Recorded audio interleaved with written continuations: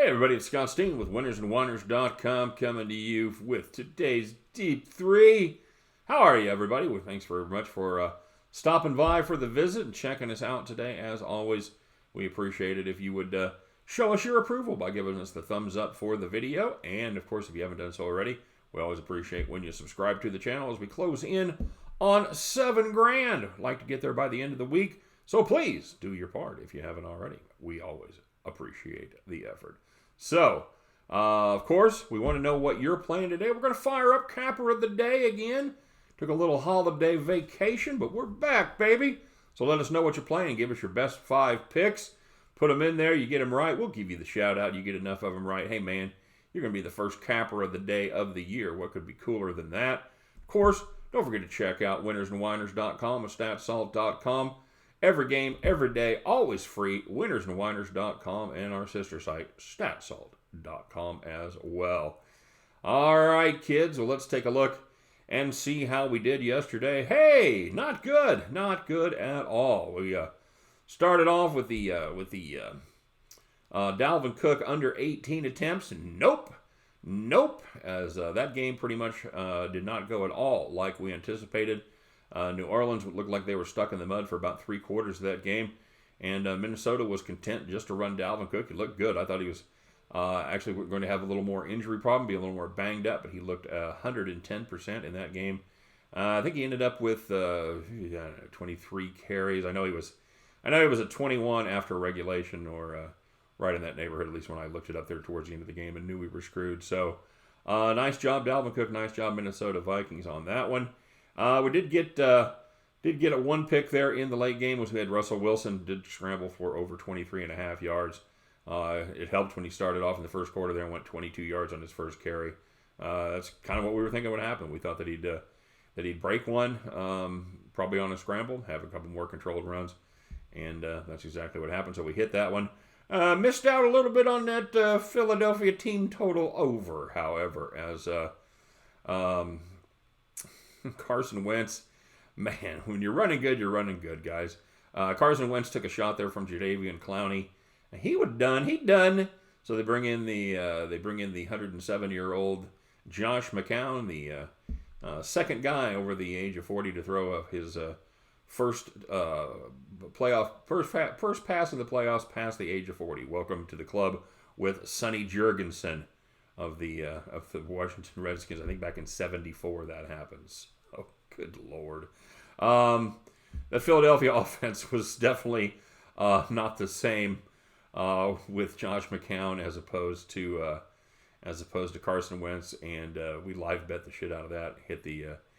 Hit the under hard, and also hit Seattle pretty hard. We ended up taking our last live play there at Seattle minus 7.5. No sweat.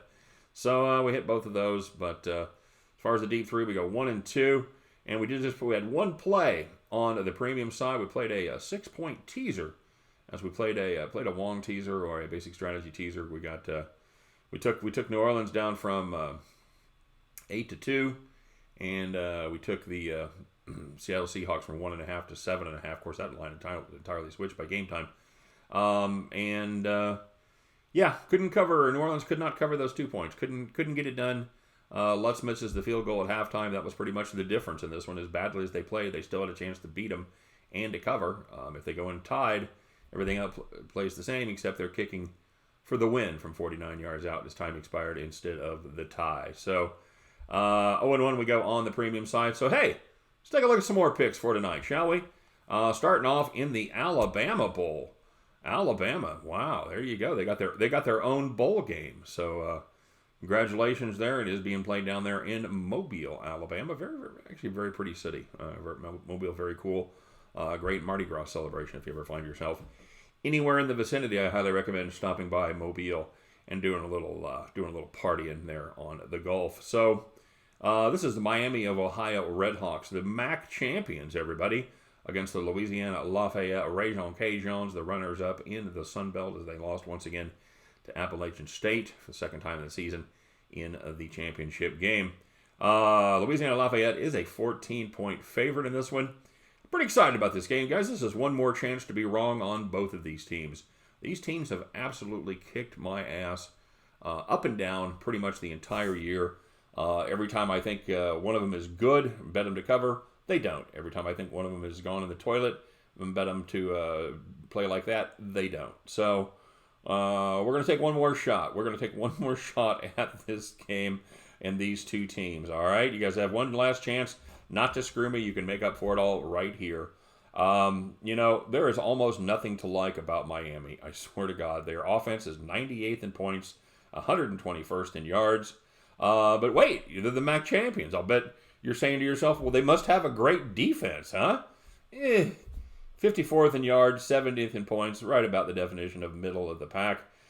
Meet your MAC champions, everybody, the Miami of Ohio Redhawks. Now, on the other side, we got the Sun Belt's pride of the Sun Belt, the Raging Cajuns, and their offensive machine.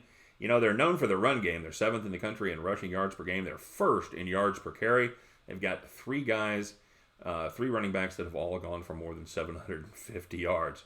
But here's the deal. They're not one-dimensional. Their quarterback, Levi Lewis, threw for 2,800 yards this season, 24 TDs, and just 4 picks. By the way, much better numbers in every category than the Redhawks quarterback, Brett Gabbert. And he was MAC Freshman of the Year. So it's got to be a slam dunk, right? Well, guys, not so fast. Both of these teams have annoying habits that have cost us a ton of money this year. First, Miami, well, they have overachieved against teams better than them. They've covered versus Iowa. They missed out by just half a point in the second game of the season against an undervalued Cincinnati team. They beat Buffalo. They beat Ohio. And they beat Central Michigan. Those are all bowl games, and they beat them all straight up as an underdog. Louisiana, well, they're pretty much an all-or-nothing team. If they get up early, make you start chasing them, you can forget about it. It's over. It's going to be a blowout. But if you punch them in the mouth early, get a couple of early stops, they get flustered, they get out of sync, and they let you hang around. That's the scenario that I'm going to go with here. The Redhawks and their plodding, frustrating pace, where they are 128th in the country number of plays. I think they hold the ball just long enough to limit the possessions for the Raging Cajuns. Miami offense, they're not going to get the big chunk plays, but they should be able to move the sticks against a pretty average Louisiana defense. Give me Miami of Ohio plus 14. I'm just saying to you right off the bat, right up front, this could be a horrifically bad pick. It could be a 48-3 game in favor of the Cajuns. Just saying. But I'm going to guess that it goes the other way. We'll see what happens. I'm going to be. The nice thing about it is we could be right on one of these teams. We'll see what happens. And we're taking a look in the NCAA basketball world as the West Virginia Mountaineers travel to Stillwater, take on the Oklahoma State Cowboys. Look at the total there at 138. This is a Mountaineers team that plays extremely good defense, and they have been an under machine. The under is 10-3 overall for them, and it is 6-0 in their last 6. They gave up just 60 to KU in Lawrence, gave up 59 on a neutral site to Ohio State in an upset win there. And Oklahoma State, well, they've been exposed a little bit since their blowout win over Ole Miss. Not counting a laugher there against Southeast Louisiana, that they had a home game a couple games back. They've gone just 1-4 over their last 5, and they've averaged just 63 points per game. I think they need to get back on track, figure out what they do well, but facing this stifling Mountaineers defense, that's probably not going to turn the trick. I think Bob Huggy gets it done here on the defensive side, and I think that West Virginia-Oklahoma State game stays under the total of 138. And finishing it off tonight with a pick from the NBA as the Oklahoma City Thunder take on the Philadelphia 76ers there in Philly. You know what, guys? We're going to ride the hot hand in this one. The Thunder have been playing very well lately, winning their last 5 and 9 of their last 10. They've been best in the NBA at covering on the road this season. They've gone 12-5 against the number overall, and 7-1 in their last 8 road contests. The Sixers, well, they have been fine. You know what? They're 23-14. They're 5th in the East, which is fine. But they have one of the most talented starting 5 in the league, and the perception is that they are definitely underperforming at this point as far as their potential goes. Everyone, again, they got a lot of stars, but they're all struggling to find their roles. Philadelphia's, they've been winning at home, and they've been really making hay there. They've gone 14-2 overall at home, but they don't do a great job of covering. as they've gone just 9-7 against the number. Now, as far as back in OKC, I don't love not having Noel in the lineup to do a little banging on Embiid, but I still think this number is a little bit too high. Give me the Oklahoma City Thunder plus the 7 points, and give me the West Virginia Oklahoma State under 138, and give me the Miami of Ohio Red Hawks. You're MAC champions, everybody, at plus 14 points. At the end of those three, you guys can join me. We will pick up our winning tickets, and we will head back to the window. All right, everybody, thanks very much for watching today. We appreciate it, as always. Again, don't forget to like and subscribe. We certainly do appreciate the effort.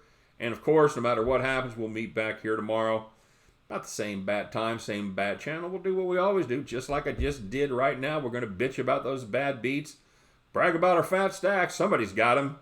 And then, be Tuesday. It'll be basketball-centric. We'll just jump in there. We'll fire it up. We'll do it all again, all right?